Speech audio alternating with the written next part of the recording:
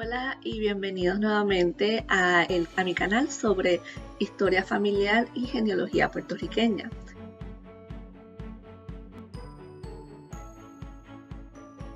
El día de hoy vamos a estar explorando los diferentes términos de raza o color que puedes conseguir en los documentos de genealogía puertorriqueña.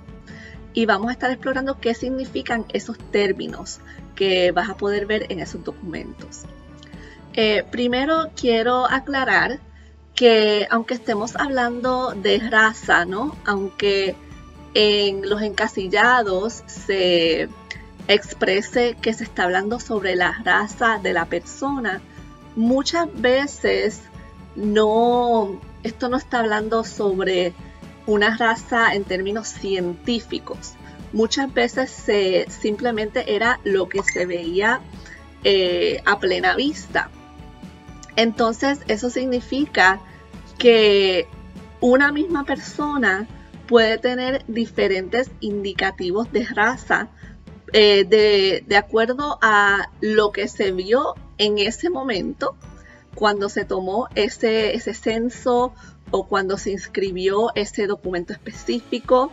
Entonces, de acuerdo a la persona que lo inscribía o que tomaba el censo, lo que esa persona veía muchas veces era lo que se utilizaba como su raza, era su color a vista.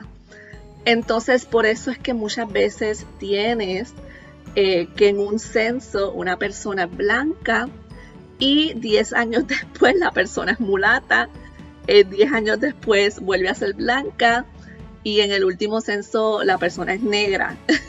Entonces, esto tiene que ver mucho con ese aspecto de que no estamos hablando en datos científicos, estamos hablando sino lo que se percibía. El primer término que vamos a hablar el día de hoy es blanco, blanco o blanca. Eso se le otorgaba a las personas que eran muy claras de piel. No necesariamente tenía que ver con su color de ojo o su textura de pelo, solamente se limitaba muchas veces a la piel. Entonces yo pudiera ser clasificada una persona blanca, pero una persona mucho más oscura que yo podría también ser clasificado como una persona blanca. Todo estaba a la merced de lo que la persona percibía. Eso sí, cuando una persona cada vez en cada documento es documentado como blanco o blanca, casi siempre puedes decir, ok, esa persona era clara de piel, siempre fue clara de piel. No quiere decir que la persona no tenía ancestros africanos o ancestros indígenas, sino que la persona siempre se percibió como clara de piel. Luego tenemos la clasificación de mestizo. Las personas mestizas eran mezcla entre español e indígena. Entonces eso se decía para personas que tenían un padre o una madre español o española y un padre o una madre indígena. Pero en Puerto Rico muchas veces otra vez se dejaban llevar por el color de piel. No necesariamente decían, ok, tu mamá era taína, tu papá era español, porque mientras el tiempo seguía, los taínos se incorporaban a la sociedad común. Eso es falso de que todos los taínos murieron, y eso lo hemos visto desmentido a través de los años en diferentes estudios. Entonces no es que todos los taínos murieron, pero que se fueron mezclando tanto y adentrando con el resto de la sociedad grandemente puertorriqueña. Entonces ya dejaban de ser específicamente taínos para convertirse en un puertorriqueña más. Sí hay sus excepciones de diferentes bolsillitos de personas que sí permanecieron con sus tradiciones taínas. Por ejemplo, hay casos en Comerío, hay casos en Maricao, en Morovis, que se observa que poblaciones indígenas se mantuvieron siempre dentro de su misma raza indígena. Pero bueno, una persona mestiza se supone que sea blanco con indígena, pero en Puerto Rico pues se dejaban llevar por lo que veían. Luego tenemos la persona mulata. La persona mulata es una persona que de un padre español y una madre africana, o un padre africano y una madre española. En Puerto Rico, otra vez, casi siempre era una persona que de piel se veía pues que tenía indicios de ser blanco, pero también tenía rasgos negros. Entonces esa mezcla se podía decir que era una persona mulata, o podría ser un negro claro, se le podía decir que también era mulato. Entonces otra vez era lo que se percibía. También está el término negro o negra, una persona pues obviamente oscura de piel, una persona que desciende de personas africanas, una persona negro o negra. Vamos entonces a unos términos un poquito más del pasado, los términos primero que... ahora vamos a hablar un poco sobre términos más antiguos. Los primeros cuatro términos que dije, blanco, negro, mestizo, mulato, son términos que podrías conseguir en documentos más actuales, pero vamos a hablar ahora sobre términos un poquito más antiguos. Y en cuanto a los términos antiguos, comenzamos con el término pardo. El término pardo no es muy común hoy día, muchas personas no saben lo que significa hoy día, pero el término pardo viene de una ley que se pasó en 1820, donde un gobernador español proclama que de ese momento en adelante todos los indios en Puerto Rico se le iban a llamar pardos. De ahí la palabra evolucionó un poco y se utilizó para cualquier persona que no pudiera probar su blancura o su pureza de raza o sangre, que obviamente es una persona mezclada.